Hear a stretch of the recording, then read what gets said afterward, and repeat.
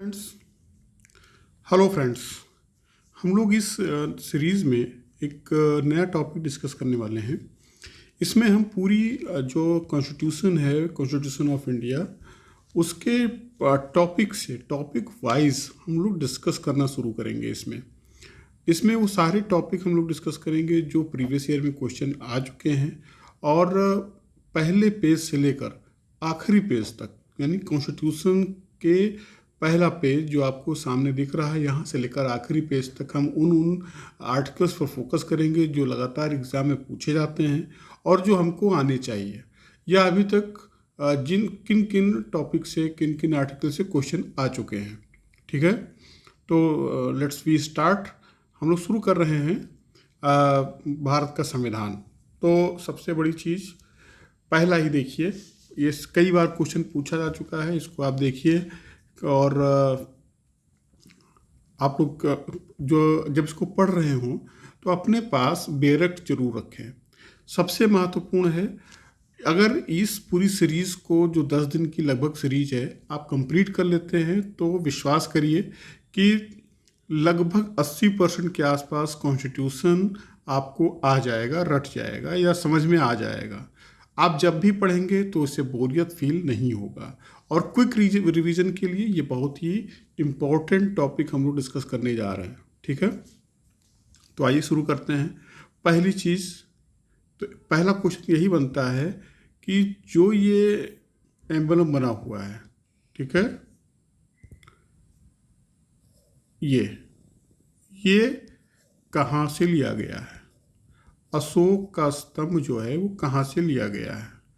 दूसरा, ये जो नीचे फोटो बनी हुई है, इसमें एक घोड़ा है, एक बैल है और 2 आकृतियाँ और हैं। ठीक है, तो वो कौन कौन सी हैं ये भी देखना। एक घोड़ा तो आपको दिख रहा है, यानी यही क्वेश्चन पूछा जाता है कि चौगड़ी बढ़ता हुआ घोड़ा, और एक बैल। ठीक है, इसमें एक सिंह भी है। ठीक है, दूसरा, इसके नीचे एक लाइन लिखी हुई है, सत्यमेव जयते। यह कहाँ से लिया गया है? ठीक है, अब आगे शुरू करते हैं। ये देखिए, ये कॉन्स्टिट्यूशन पढ़ने का सिंपल सा फार्मूला है, इसको जहाँ जहाँ शुरू करेंगे। भारत का संविधान, ठीक है, ये नाम कहाँ दिया हुआ है?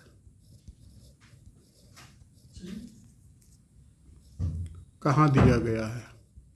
दूसरा, 26 नवंबर, अभी हम लोगों ने संविधान दिवस मनाया है, तो 26 नवंबर 1949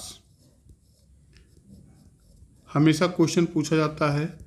आज के दिन 26 नवंबर 1949 को संविधान हमारा लागू हुआ था, जिसकी डेट कॉन्स्टिट्यूशन में दी गई है। जिसके कुछ भाग लागू किए गए थे, और 26 जनवरी सन 1950 को पूरी तरीके से हमारा संविधान लागू हुआ था। ठीक है, तो 26, पहला क्वेश्चन अब यहीं पे आप देखिए कि 26 नवंबर को कौन कौन से आर्टिकल थे जो आपके लिए, जो उस दिन लागू किए गए थे 26 नवंबर 1949 को। थोड़ा सा आप दिमाग पे प्रेशर देंगे, थोड़ा सा आप सीरियसली देखेंगे तो आपको समझ में आएगा कि 26 नवंबर को कौन कौन से आर्टिकल यूज़ किए गए थे कानूनी रूप से। ठीक है, तीसरा, एक नेक्स्ट क्वेश्चन ये बनेगा कि 26 नवंबर 2021 यहाँ पे लिखा हुआ है, तो ये संविधान दिवस कब से मनाया जा रहा है? अभी हम लोगों ने इसको मनाया है, माननीय प्रधानमंत्री जी ने सदन में कई भाषाओं में, यानी मैथिली भाषा में भी संविधान का एक संस्करण जल्दी ही लॉन्च किया है, तो वो अभी आप लोगों को देखना है। ठीक है, और कौन कौन भाषाओं में शामिल किया गया है। ठीक है, नेक्स्ट हम लोग लाइन बाय लाइन देखना शुरू करेंगे, और सबसे महत्वपूर्ण इसकी विषय सूची से ही देखेंगे। विषय सूची में फिर ये देखिए, उद्देशिका। ठीक है, उद्देशिका, पहली चीज़ तो ऐसे देख लिए कि जो संविधान बन रहा था, संविधान सभा का गठन किया गया था, तो उद्देशिका जो था, यानी उद्देश्य प्रस्ताव, ठीक है, ये किस तारीख को प्रस्तुत किया गया था और किसने प्रस्तुत किया था? डेट एंड पर्सन किसने प्रस्तुत किया था, जो फ्यूचर में चल के हमारे उद्देशिका का यानी प्रस्तावना का आधार बनी थी। ठीक है, तो पहला, संविधान को जो है अनुच्छेद में डिवाइड किया गया है, भाग में डिवाइड किया गया है और अनुसूची में डिवाइड किया गया है। 3 पार्ट में हम इसको देखेंगे और तीनों को अलग अलग पढ़ के देखेंगे। भाग 1, जैसा कि इसमें लिखा हुआ है, भाग 1 में क्या है, संघ और उसका राज्य क्षेत्र। ये भाग कितने भाग हैं, जब आप भाग शब्द आया तो देखिए कितने भाग हैं संविधान में, और मूल संविधान कितने भाग हैं। तो इस 2 प्रश्न इसमें और बनता है कि मूल संविधान में कितने भाग थे, मूल संविधान में कितने भाग थे, और आज संशोधन करके कितने भाग हो गए। ठीक है, 2 चीजें। फिर संघ का नाम और राज्य क्षेत्र। आर्टिकल 1 क्या कहता है, संघ का नाम और राज्य क्षेत्र। फिर आर्टिकल 2, नए राज्यों का प्रवेश या स्थापना। ठीक है, इसमें कौन कौन से राज्य होंगे, नए राज्यों का प्रवेश क्या होगा, नए राज्यों का निर्माण। देखिए यहाँ पॉइंट में रिंग कर रहा हूँ, आप लोग देख लीजिएगा। नए राज्यों का निर्माण और वर्तमान राज्यों के क्षेत्रों, सीमाओं या नामों में। देखिए यहाँ पे सबसे बड़ा कंफ्यूजन होता है, सीमाओं या नामों में जो परिवर्तन है वो कैसे होगा, ये किस आर्टिकल में है, आर्टिकल 3 में। ये हमेशा क्वेश्चन पूछा जाता है। और इस समय जब कई राज्यों में राज्य की मांग चल रही है, नए राज्य बनाने की बात चल रही है, तो हो सकता है ये क्वेश्चन बन जाए। तो सबसे महत्वपूर्ण टॉपिक ये किया गया है। और चौथा है पहली अनुसूची और चौथी अनुसूची के संशोधन तथा अनुपूरक, अनुषांगिक और परिणामी विषयों पर अनुच्छेद 2 और 3 के अधीन बनाई गई विधियाँ। ये क्वेश्चन आप मान के चलिए कि ये टॉपिक नहीं पूछा जाता है आर्टिकल 4। तो मेजर जो टॉपिक है वो पहला, दूसरा और तीसरा, इसमें केवल यही 3 आर्टिकल्स आप पढ़ेंगे। और तो अब जब राज्यों का निर्माण है, यानी राज्यों की सीमाओं, राज्यों के सीमाओं में परिवर्तन, ठीक है, और नए राज्यों का निर्माण, तो हमको ये देखना है कि 1947 में के बाद कितने नए राज्यों का निर्माण किया गया। ठीक है, सबसे नया राज्य कौन सा है ये भी आपको देखना है, यानी तेलंगाना। ठीक है, कब बना था ये भी देखना है, और इससे पहले कौन कौन से राज्य बने हैं। जनरली पूछा जाता है सिक्किम को राज्य का दर्जा कब दिया गया, या जो गुजरात है उसका राज्य कब बना था, दूसरा राजस्थान कब बना, और नॉर्थ ईस्ट के जो राज्य हों कैसे कब कब बने, ये भी देखना है। तो कुल मिला के हमको ये 3 आर्टिकल पे फोकस करना है। भाग 2 फिर आपके लिए आ गया नागरिकता। ये जरूर याद करिएगा, ये हमेशा क्वेश्चन में लाने के दे सकता है भाग 2 में कौन सा टॉपिक है। तो सीधे सीधे कॉन्स्टिट्यूशन आप उठा रहे हैं तो आपको मिल जाएगा कि कौन सा टॉपिक आप देखने जा रहे हैं। तो आर्टिकल 5 यानी आर्टिकल 1 to 4 है किस पर, जो हमने भाग 1 देखा, संघ और उसका राज्य क्षेत्र। भाग 2 में आर्टिकल 5 to 11, ये देखिए, ये जितने आर्टिकल हैं ये भाग 2 में आते हैं और नागरिकता के अंतर्गत आते हैं। तो नागरिकता कितने प्रकार से ली जाती है, तो संविधान के प्रारंभ पर नागरिकता की क्या कंडीशन थी, एक ये टॉपिक है, आर्टिकल 5 में है। ये पाकिस्तान से भारत को प्रव्रजन करने वाले कुछ व्यक्तियों के नागरिकता के अधिकार, ये आर्टिकल 6 में है। पाकिस्तान को प्रव्रजन करने वाले यानी सीधे पहला टॉपिक पाकिस्तान, संविधान के प्रारंभ पर नागरिकता। दूसरा, पाकिस्तान से भारत को प्रव्रजन करने वाले कुछ व्यक्तियों के नागरिकता के अधिकार क्या थे। और 7वां, पाकिस्तान को प्रव्रजन, यानी कुछ लोग भारत से भी गए थे तो उनके भी क्या क्या अधिकार थे, ये भी हमको देखना है, और ये आर्टिकल 7 में है। भारत के फिर आर्टिकल 8 है, भारत के बाहर रहने वाले भारतीय उद्भव के कुछ व्यक्तियों के नागरिकता के अधिकार, यानी सबसे महत्वपूर्ण जो हम एक कार्ड बनाते हैं ना विदेशियों के लिए, यानी द्वि नागरिकता का जो सिद्धांत हम लोग देते हैं ना, वो किस आर्टिकल में आएगा, वो यहाँ पर आएगा। तीसरा है, अब ये आर्टिकल 6, 7, 8 ये नागरिकता के अधिकार और नागरिकता के संबंध में बात है। ठीक है, जबकि आर्टिकल 9 विदेशी राज्य की नागरिकता स्वेच्छा से अर्जित करने वाले व्यक्तियों का नागरिक ना होना, ये सीधे सीधे कहता है कि अगर किसी व्यक्ति ने किसी विदेशी राज्य की नागरिकता स्वीकार कर ली है तो वो भारत का नागरिक नहीं होगा, उस दिन से उसकी नागरिकता भारत की समाप्त हो जाएगी। ठीक है, और आर्टिकल 10 कुछ विशेष उपबंध किए गए हैं कि नागरिकता के अधिकारों का बना रहना, वो सरकार ने, ये संविधान ने, संसद ने कुछ नियम बनाए हैं जिसके अगर वो व्यक्ति बाहर रहता है तो कौन कौन सी कंडीशन है। फिर है संसद द्वारा नागरिकता के अधिकार का विधि द्वारा विनियमन, यानी इस नागरिकता के अधिकार का विनियमन कौन कर सकती है? संसद। संसद में कौन कौन है? संसद में 3 लोग आते हैं, 3 संस्थाएं संसद में आती हैं। पहला राष्ट्रपति, ठीक है, दूसरा लोकसभा और तीसरा राज्यसभा। तो ये तीनों लोग की जो एक संयुक्त रूप से तीनों को हमने संसद का नाम दिया है। और इस संसद जो है ये डिसाइड करेगी कि नागरिकता के अधिकार किस का या विधि द्वारा विनियमन कैसे किया जाएगा, ठीक है। तो इसके आगे आते हैं भाग 3। देखिए यहाँ पर भाग 3 हम लोगों ने डिस्कस किया। तो भाग 1 हो गया राज्य क्षेत्र के बारे में, भाग 2 हो गया हमारा नागरिकता के बारे में, और भाग 3 मौलिक अधिकारों के बारे में। यह बहुत ही महत्वपूर्ण अधिकार है, महत्वपूर्ण भाग है, और इसको समझना भी पड़ेगा, पढ़ना भी पड़ेगा। थोड़ा सा इस पर दिमाग का कंसंट्रेशन बना के रखिए। तो सबसे पहले आर्टिकल 12 में परिभाषा है। तो अब देखिए ये केवल हम विषय जो किताब में दिया हुआ है, कॉन्स्टिट्यूशन में दिया हुआ है, आर्टिकल्स दिया हुआ है, उसमें कौन से टॉपिक है उस पर डिस्कस कर रहे हैं। अभी हम बहुत विस्तृत में नहीं जा रहे हैं। तो आर्टिकल 12 में है परिभाषा। परिभाषा में क्या है? राज्य की परिभाषा। हमेशा पूछा जाएगा राज्य की परिभाषा किसमें है, और यही आर्टिकल 36 में भी आपको देखने को मिलेगा। फिर है मूल अधिकारों से असंगत या उनका अल्पीकरण करने वाली विधियां। सबसे महत्वपूर्ण टॉपिक ये है। ये जो आर्टिकल है आर्टिकल 13, यह सर्वोच्च न्यायालय को संविधान की व्याख्या का अधिकार देता है। सर्वोच्च न्यायालय को व्याख्या का अधिकार, ये हमेशा ध्यान रखिएगा कि यह हमेशा पूछा जाता है।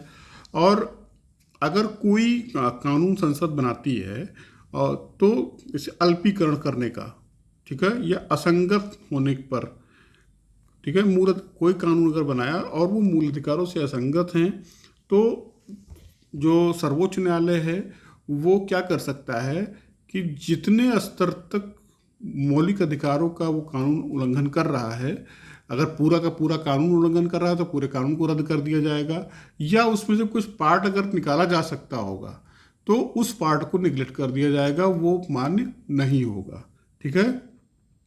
तो पहला आर्टिकल समता का अधिकार। हमने जो संविधान में अधिकार हैं उसको कई श्रेणियों में बांटा हुआ है, जिसमें पहला है समता का अधिकार। समता के अधिकार में देखिए ये 5 आर्टिकल आपके आते हैं, ठीक है। आर्टिकल 14, 15, 16, 17, 18 ये बहुत ही महत्वपूर्ण अधिकार है। पहला विधि के समक्ष समता। अब इसमें जब अभी आप पढ़ें तो ये देखें कि जो विधि के समक्ष समता है इसमें 2 बातें दी गई हैं, विधि के समक्ष समता और विधि का समान संरक्षण, विधियों का समान संरक्षण। ये 2 देशों से लिया गया है। कौन कौन से देश हैं ये आप लोग देख के बताइएगा हमें, ठीक है, कमेंट बॉक्स में मैसेज कीजिएगा। ये आपके लिए एक होमवर्क है। फिर है धर्म, आर्टिकल 15, धर्म, मूलवंश, जात, लिंग या जन्मस्थान के आधार पर विभेद का प्रतिषेध। यानी सार्वजनिक स्थानों पर किसी भी व्यक्ति को जाने से इन आधारों पर, यानी कौन, धर्म, मूलवंश, जाति, लिंग या जन्मस्थान, ठीक है, के आधार पर विभेद का प्रतिषेध किया गया है। फिर है यानी आर्टिकल 15 कहता है सार्वजनिक स्थानों पर जाने का या प्रवेश का अधिकार। फिर 16, आर्टिकल 16 कहता है लोक नियोजन, यानी इसे कहते हैं अवसर की समता। जितना हम लोग आरक्षण वगैरह पढ़ते हैं और जितना हम जो ऐसा वर्ग है जिसको हम जो बहुत सारे अधिकारों से वंचित है, उसकी जो बात की जाती है, उसको संरक्षण देना है, उसके लिए कुछ कानून बनाने हैं, तो वो हम लोग आर्टिकल 16 में देखते हैं, ठीक है। आर्टिकल 17 इसे कहते हैं अस्पृश्यता का अंत। यह सबसे क्रांतिकारी, पूरे संविधान के क्वेश्चन में पूछा गया है, पूरे संविधान का यह सबसे क्रांतिकारी जो आर्टिकल है कि एक दिन में कानून बनाकर हमने किसी भी रूप में जो छुआछूत था या अस्पृश्यता थी उसको हमने ख़त्म कर दिया है एक दिन में कानून बनाकर, यानी सन 26 नवंबर 1949 से ही हम लोगों ने इसको एक्सेप्ट कर लिया है। और 18 उपाधियों का अंत। उपाधियाँ जैसे बहुत सारे लोग नवाब और राजा और बहुत सारे जमींदारों की उपाधियाँ ले लेते थे, जिससे उनको कुछ न कुछ क्या होता था, समाज में वरीयता मिल जाती थी, समाज में या सरकारी स्थानों पर वरीयता मिल जाती थी, या कहीं पर भी उनको थोड़ा सा प्रिविलेज मिल जाते थे। तो इसका भी जो संविधान ने हमारे समाप्त कर दिया। अब शिक्षा और सेना दो चीज़ों में केवल उपाधियाँ दी जाएंगी। यानी जो हम बीए करते हैं तो ये बीए की जो डिग्री मिलती है ना वो एक उपाधि है, या डॉक्टरेट की उपाधि लेते हैं तो देखते हैं उसमें एक डिग्री मिलती है, तो डिग्री क्या है, वो उपाधि है। फिर देखिए ये आर्टिकल 18 तक हो गया, इसे कहते हैं समता का अधिकार। और इसके बाद आता है स्वतंत्रता का अधिकार। ठीक है, स्वतंत्रता का अधिकार, स्वतंत्रता आर्टिकल 19 में स्वतंत्रता का अधिकार दी गई। ये सबसे विस्तृत स्वतंत्रता का अधिकार है। वाक स्वतंत्रता आदि विषय कुछ अधिकारों का संरक्षण। इसमें 6 प्रकार के अधिकारों का वर्णन किया गया है। इसमें एक संपत्ति का अधिकार था, उसको समाप्त कर दिया गया। ठीक है, अपराधों के लिए आर्टिकल 20 अपराधों के लिए दोष सिद्धि के संबंध में संरक्षण। फिर प्राण और दैहिक स्वतंत्रता का संरक्षण। आर्टिकल 21 में प्राण और दैहिक स्वतंत्रता का संरक्षण किया गया है, अधिकार दिया गया है। आर्टिकल 21A दिया गया शिक्षा का अधिकार। ये 86वें संविधान संशोधन, ये जरूर पढ़ लीजिएगा। ठीक है, फिर आर्टिकल 22 कुछ दशाओं में गिरफ्तारी और निरोध से संरक्षण। आर्टिकल 23, अब देखिए ये थी स्वतंत्रता का अधिकार। आर्टिकल 19, 20, 21, 22, ये 4 आर्टिकल जो थे ये हमारे लिए स्वतंत्रता का अधिकार था। अब फिर है शोषण के विरुद्ध अधिकार। हमने जो वर्गीकरण किया था ना अधिकारों का, वो था शोषण के विरुद्ध अधिकार। एक इसमें नया वर्गीकरण है। शोषण के विरुद्ध अधिकार में हमने 2 प्रकार के अधिकारों को रखा है। एक आर्टिकल 23 मानव के दुर्व्यापार और बलात् श्रम का प्रतिषेध, और आर्टिकल 24 कारखानों आदि में बालकों के नियोजन का प्रतिषेध। ठीक है, यानी कोई बालक, ऐसा बालक जो अभी काम करने की स्थिति में नहीं है, उसको हम लोग क्या करेंगे, कारखानों में नहीं लगाएंगे। तो शोषण के विरुद्ध अधिकार किसमें है, 23 और 24 में। फिर है धार्मिक स्वतंत्रता का अधिकार। ये सबसे महत्वपूर्ण है और आजकल बड़ा ज्वलंत मुद्दा बना हुआ है, तो इसको भी देखना है और इस पर बहुत सारे निर्णय भी हैं। हम लोग वो जब विस्तृत रूप में पढ़ेंगे तब देखेंगे। अभी हम लोग केवल प्रेफेस पढ़ रहे हैं, जहाँ पर विषय सूची दी गई है और वहीं से हम लोग बहुत सारे आर्टिकल्स को याद करने का प्रयास कर रहे हैं। धर्म की स्वतंत्रता का अधिकार। ठीक है, आर्टिकल 25 अंतःकरण की और धर्म के अबाध रूप से मानने, आचरण और प्रचार करने की स्वतंत्रता। आर्टिकल 26 धार्मिक कार्यों की प्रबंध की स्वतंत्रता, यानी जो मैनेजमेंट है, इस पर अभी विवाद चल रहा है, जो एएमयू का मुद्दा चल रहा है वो इसी के तहत चल रहा है। आर्टिकल 27 किसी विशिष्ट धर्म की अभिवृद्धि के लिए करों के समुदाय के बारे में, यानी टैक्सेस के बारे में यहाँ बात की गई है। तो ये हमेशा याद रखिएगा कि अगर कहीं धर्म के बारे में टैक्स की बात आएगी तो आर्टिकल 27 हो जाएगा। और कुछ शिक्षा संस्थाओं में धार्मिक शिक्षा या धार्मिक उपासना में उपस्थित होने के बारे में स्वतंत्रता, यानी अगर सुबह की प्रेयर में अगर आप उपस्थित होना चाहते हैं, आपका धर्म कहता है तो आप उपस्थित होइए, अन्यथा नहीं भी हो सकते हैं। ठीक है, फिर है इसके बाद संस्कृति और शिक्षा संबंधी अधिकार। इस पूरे वर्गीकरण का एक नाम ये है। इसमें आर्टिकल 29 और 30 विशेष रूप से महत्वपूर्ण है। अल्पसंख्यक वर्गों के हितों का संरक्षण आर्टिकल 29, और शिक्षा संस्थाओं की स्थापना और प्रशासन करने का अल्पसंख्यक वर्गों का अधिकार आर्टिकल 30। फिर है संपत्ति आर्टिकल 31 संपत्ति का अनिवार्य अर्जन, इसका लोप कर दिया गया है। ये आप देखना है किस संविधान संशोधन द्वारा करना, ये आपका होमवर्क है। ठीक है, इसको आपको देखना है। फिर है आर्टिकल 31A संपदाओं आदि के अर्जन के लिए उत्पन्न करने वाली विधियों की व्यावृत्ति। ठीक है, ये भी क्वेश्चन लगातार नहीं पूछा जाता है, ये पूछा जाता है, ये केवल आर्टिकल पूछा जाता है कि किस संविधान संशोधन के द्वारा इसको समाप्त किया गया है। फिर है 31 घ, ये सारे क्वेश्चन नहीं पूछे जाते हैं, तो आपको भी पढ़ने की आवश्यकता नहीं है। फिर है सीधे आइए सबसे महत्वपूर्ण संवैधानिक उपचारों का अधिकार, आर्टिकल 32। इस भाग द्वारा प्रदत्त अधिकारों को प्रवर्तित करने के लिए उपचार।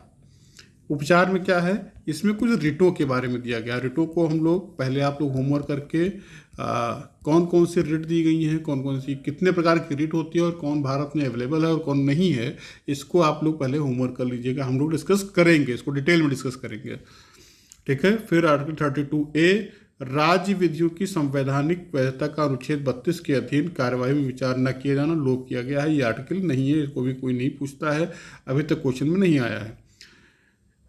फिर है आर्टिकल 33, इस भाग द्वारा प्रदत्त अधिकारों का बलों आदि को लागू होने में उपांदोलन करने की शक्ति की संसद की शक्ति, यानी संसद जो है आर्टिकल 33 जो है वो जो सुरक्षा बल है यानी सेना है उस पर भी लागू किए जाने के बारे में संसद शक्ति कानून बना सकती है।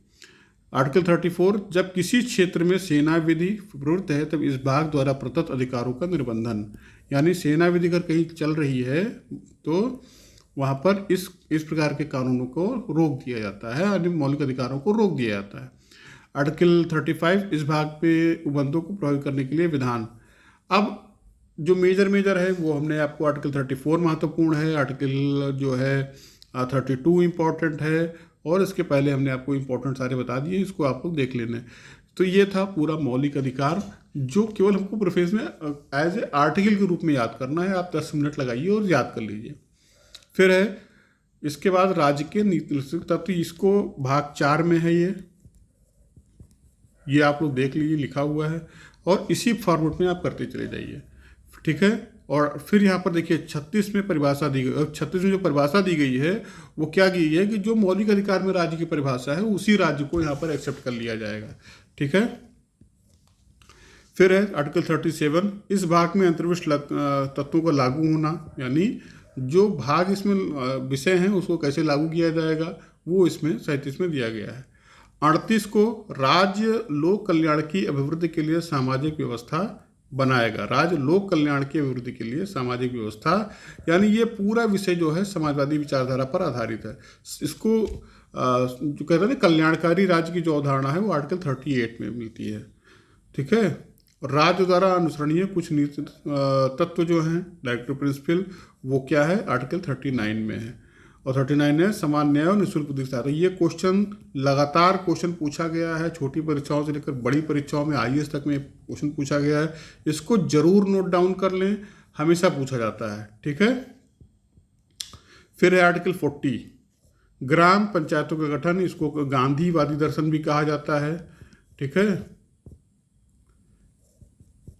आर्टिकल 40 को। फिर है आर्टिकल 41, कुछ दशाओं में काम, शिक्षा, लोक सहायता पाने का अधिकार। फिर है 42, काम की न्याय संगत और मानवोचित दशाओं का तथा प्रसूति सहायता का उपबंध। आर्टिकल 43, कर्मकारों के लिए निर्वाह मजदूरी, यानी जो कर्मकार हैं, काम करने वाले लोग हैं, उनकी जो मजदूरी है वो क्या होगी, वो इस आर्टिकल 43 में डिसाइड की गई है। आर्टिकल 43 बहुत इंपॉर्टेंट है, इसको ज़रूर पढ़िएगा। उद्योगों के प्रबंध में कर्मकारों का भाग लेना, यानी जो मैनेजमेंट है किसी फैक्ट्री का यानी किसी उद्योग का, उसमें जो कर्मकार होंगे यानी कर्मचारी होंगे, जो काम करने वाले होंगे, वो एज ए जो मैनेजमेंट है उसमें भी पार्टिसिपेट करेंगे। और आर्टिकल 43B यानी 43 खा, सहकारी सोसाइटियों का संवर्धन, इसके लिए एक अलग मंत्रालय भी बनाया गया है। तो हमको देखना है कि ये मंत्रालय कब बना था, सहकारिता मंत्रालय जो बना था वो कब बना था और क्या काम चल रहा है इस पर, ठीक है। फिर है आर्टिकल 44, नागरिकों के लिए एक समान सिविल संहिता, तो सिविल इसको भी देख लीजिए, आर्टिकल 44 में इसकी व्यवस्था की गई है। आर्टिकल 45 बहुत ही इंपॉर्टेंट है, 6 वर्ष से कम आयु के बालकों के लिए प्रारंभिक बाल्यावस्था, देखरेख और शिक्षा का उपबंध, ठीक है। फिर आर्टिकल 46, अनुसूचित जातियों, अनुसूचित जनजातियों और अन्य दुर्बल वर्गों की शिक्षा और अर्थ संबंधी हितों की अभिवृद्धि। ये जो है जितने भी लोग कल्याणकारी कार्य किए जाते हैं आर्टिकल 46 में आपको मिल जाएगा। फिर है आर्टिकल 47, पोषाहार स्तर, जीवन स्तर को ऊंचा करने तथा लोक स्वास्थ्य का सुधार करने के का राज्य का कर्तव्य, यानी जो हॉस्पिटल बन रहे हैं या जो मिड डे मील वगैरह चल रहा है वो किस आर्टिकल में है, वो 47 में है, इसको भी देख लीजिएगा। हम लोग डिस्कस करेंगे डिटेल में, आप लोग ये मत सोचिए कि अभी हम लोग डिस्कस नहीं करेंगे, हम केवल अभी जो उसकी विषय सूची है उस पर डिस्कस कर रहे हैं। आर्टिकल 48 कृषि और पशुपालन का संगठन है। आर्टिकल 48A पर्यावरण का संरक्षण तथा संवर्धन, यानी कृषि और पशुपालन यानी दुधारू पशुओं का जो विषय है वो अभी यहाँ पर आपको मिलेगा। और 48A पर्यावरण का संरक्षण तथा संवर्धन, वन तथा वन्यजीवों की रक्षा 48A। और फिर 49 राष्ट्रीय महत्व के स्मारकों, स्थानों और वस्तुओं का, 3 चीज़ों का हमें यहाँ पे देख लीजिएगा, ये चीज़ें ज़रूरी हैं, इम्पोर्टेंट हैं। फिर 50 कार्यपालिका से न्यायपालिका का पृथक्करण, ये कब किया गया है ये देख लीजिएगा, और आर्टिकल 50 में है। फिर अंतर्राष्ट्रीय 51 अंतर्राष्ट्रीय शांति सुरक्षा की अभिवृद्धि, ये जनरली हम लोग डायरेक्टिव प्रिंसिपल में उसमें जो मौलिक कर्तव्य हैं उसमें पढ़ते हैं, लेकिन 51 जो है वो बहुत ही इम्पोर्टेंट है, यहाँ से भी क्वेश्चन लगातार पूछा जाता है। तो ये जो आर्टिकल, जितने भी आर्टिकल्स हैं, इससे लगातार 48A, 49, 50, 51 से क्वेश्चन लगातार पूछा गया है, तो आप लोग ज़रूर से ज़रूर इसको देख लें, ठीक है। फिर आते हैं भाग 4A, हम लोग आज इसको कंप्लीट करेंगे। मौलिक कर्तव्य 51A, इसको कहते हैं मूल कर्तव्य। 51K में 11 जो है मूल कर्तव्य दिए गए हैं, ठीक है। तो जो 11वां मूल कर्तव्य है वो क्या है, नया सबसे है, और ये कब जोड़ा गया है इसको भी हम लोग देखेंगे जब डिटेल में आगे आएंगे। तो 4A मूल कर्तव्य, तो मूल कर्तव्य पहली चीज़ तो ये कब जोड़ा गया, ये आपको होमवर्क है आपके लिए। कब जोड़ा गया, किस अमेंडमेंट के संशोधन के द्वारा जोड़ा गया, ठीक है। कमेटी कौन सी थी जिसके अनुशंसा पर इसको जोड़ा गया, और वर्ष कौन सा था ये भी आपको याद रखना है, और किस देश से लिया गया है, किस देश से प्रभावित है, ठीक है। तो इतने क्वेश्चन ये हमको बार बार देखने को मिलेंगे। ये हिस्ट्री का क्वेश्चन है समझ लीजिए, जो हमको देखने को मिला है, ठीक है। तो अभी हम लोग मौलिक कर्तव्य तक के पॉइंट्स को एंजॉय करेंगे, इसको पढ़ेंगे, आप लोग रिवाइज कर लीजिएगा, ठीक है। बहुत बहुत धन्यवाद।